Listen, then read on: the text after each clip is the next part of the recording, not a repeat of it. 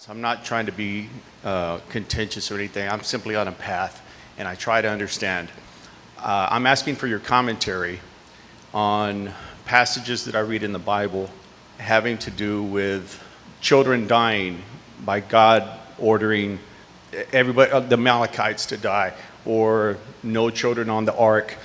And you mentioned a phrase about if I were God, what would I think? I'm only a loving human parent.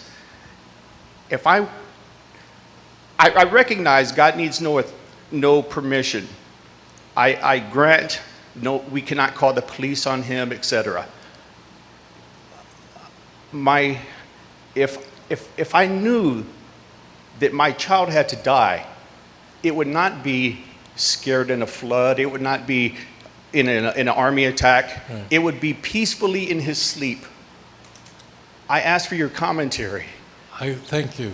Thank you. I love you. I don't know why I said that, but I love you very much. Thank you.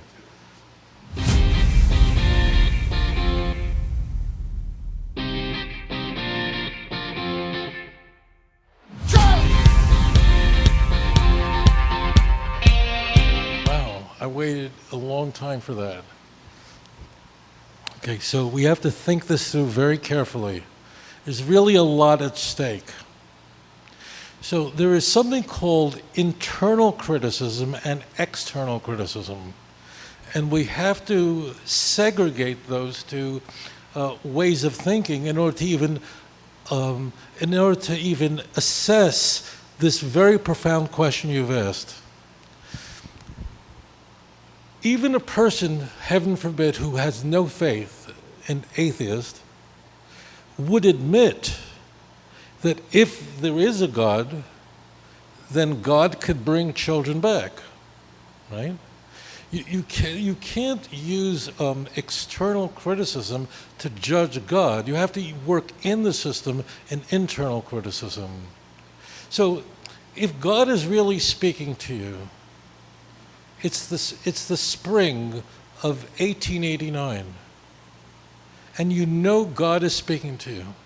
And he says to you, on April 20th, 1889, there's going to be a baby born in Austria. That's Amalek.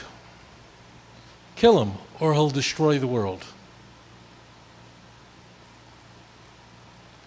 We know that date of birth. If you're traveling on a 2-lane highway, in Israel there are a lot of these. Here in Texas, there's just highways are so large, but imagine you're on a small route where you have 2 lanes. And if you could see ahead of the guy in front of you is driving way too slow, so you want to pass him, okay? So there's a place where it's safe to pass, which means you're then moving to the lane of oncoming traffic, and they'll show you on there where it's safe, and you could just use your brains where you know it's safe to pass the person in front of you.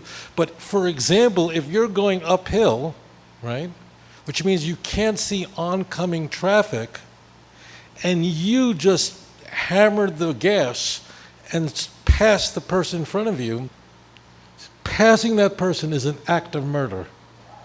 You are going to kill a family. Now, not the first time, but within 3 or 4 times, many people are going to die. So that's an act of murder. Does that make sense to you? Okay. That would be an immoral act. I don't know exactly what the consequences in the state of Texas would be, but I would imagine that would be a very, very severe violation. Okay? That's an immoral act. Okay. Imagine for a moment that you're traveling uphill and there's a guy in front of you who's going too slow and you want to pass him. So we all agree that you just got to wait. You got to wait because you can't see coming traffic. So passing him would be an immoral act. But imagine for a moment that you had it set up that on the other side of the hill, you have people with walkie-talkies and you have a video camera that's sending you all the information that's going on the other side of the hill, and then you could see it's clear, right? So then the very same act suddenly becomes moral because you could see what's going on the other side, which normally would not, that information would not be accessible to you. So it is true that if Hashem says that this Amalek, a nation that we don't know their identity today, but Amalek is a wicked nation, they will do the unimaginable.